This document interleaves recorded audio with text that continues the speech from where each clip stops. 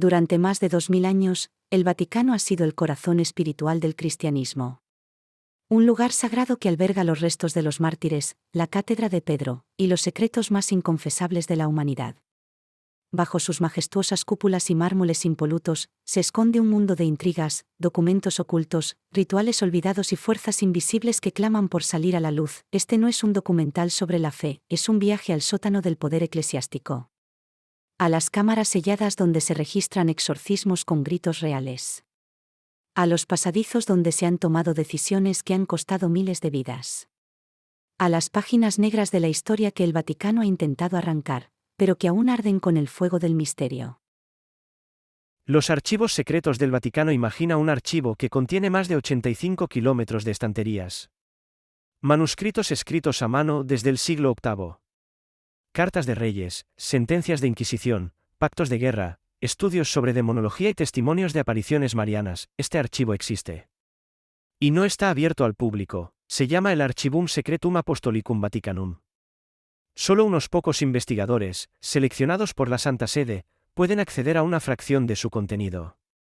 Y aún así, ni siquiera pueden usar cámaras, escáneres, ni tomar más de 5 carpetas al día. Entre los documentos que se rumorea que guarda, estarían, el juicio secreto a Galileo Galilei. Las actas del Concilio de Nicea con versiones distintas de los Evangelios, correspondencia entre Hitler y el Papa Pío XII, el verdadero tercer secreto de Fátima, nunca revelado por completo, testimonios sobre posesiones demoníacas de papas y cardenales. ¿Qué oculta el Vaticano con tanto celo? El ritual romano y los exorcismos reales. En pleno siglo XXI, el Vaticano sigue autorizando exorcismos. Y no uno ni dos. Miles. El ritual romano es un documento oficial que describe cómo deben realizarse los exorcismos. Aunque su existencia era negada hasta hace poco, hoy se sabe que el Vaticano tiene una escuela oficial de exorcistas, dirigida por clérigos especializados. Cada diócesis debe tener al menos un sacerdote entrenado para enfrentarse al diablo. El padre Gabriele Amort, fallecido en 2016, fue el exorcista más famoso del Vaticano. Afirmó haber realizado más de 70.000 exorcismos. Y declaró haber visto objetos que flotaban en el aire. Personas hablando lenguas muertas que jamás habían estudiado. Rostros que se deformaban ante crucifijos. Demonios que se burlaban de la fe, con conocimiento teológico profundo. El Vaticano, por su parte, reconoce oficialmente el demonio como un ente personal, no simbólico. Y ha luchado internamente contra posesiones incluso dentro de sus propias filas. ¿Quién exorciza al exorcista? El Banco de Dios y el Crimen Organizado. El Instituto para las Obras de Religión, IOR, más conocido como el Banco del Vaticano, ha sido acusado durante décadas de blanquear dinero, financiar guerras y esconder fortunas ilícitas. En los años 80, estalló uno de los mayores escándalos financieros del siglo, el caso del Banco Ambrosiano. Su presidente, Roberto Calvi, conocido como el banquero de Dios, apareció colgado bajo el puente Blackfriars en Londres.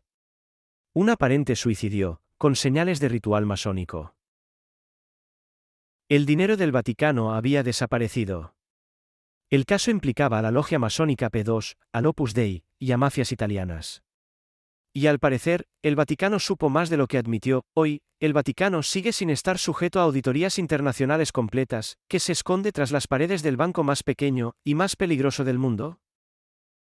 La Guardia Suiza y las armas del Papa. Pese a su colorido uniforme renacentista, la Guardia Suiza es una de las fuerzas más leales y secretas del mundo. Su misión es proteger al Papa, a cualquier precio. Para ingresar, se requiere ser varón, suizo, católico practicante. Haber completado entrenamiento militar en Suiza. Tener menos de 30 años y al menos 1,74 metros de altura. Pasar un examen psicológico y espiritual riguroso. Sin embargo, incluso esta fuerza tiene su historia oscura. En 1998, el comandante Alois Estermann, su esposa y un joven cadete fueron encontrados muertos en su apartamento dentro del Vaticano. La versión oficial, asesinato y suicidio por motivos personales. Pero muchos creen que Estermann descubrió secretos peligrosos, posiblemente relacionados con tráfico de armas, corrupción o espionaje interno. ¿Protegen al Papa o a los secretos del Papa? Durante más de 600 años, la Inquisición fue el brazo de hierro del Vaticano. Perseguía herejes, brujas, científicos, místicos y reformistas. Entre sus métodos estaban la tortura por inmersión, el potro, la pera oral o anal, la dama de hierro. Juicios sin defensa. Ejecuciones públicas. Confiscación de bienes a familias enteras. Miles murieron en nombre de la fe. A día de hoy, la Inquisición sigue existiendo, bajo otro nombre, la Congregación para la Doctrina de la Fe, dirigida hasta hace poco por el mismísimo Joseph Ratzinger, luego conocido como Benedicto XVI. El poder inquisidor nunca desapareció. Solo se refinó.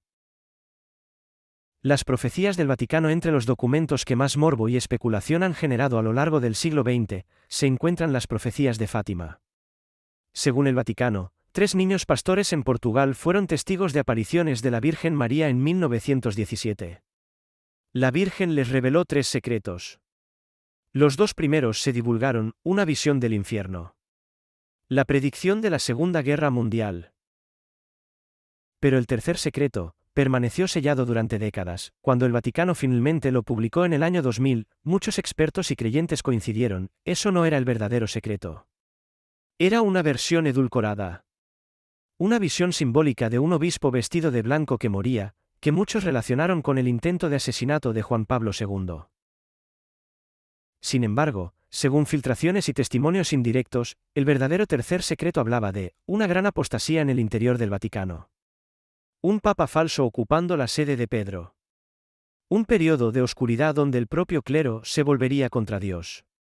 Una catástrofe espiritual y física que marcaría el fin de los tiempos.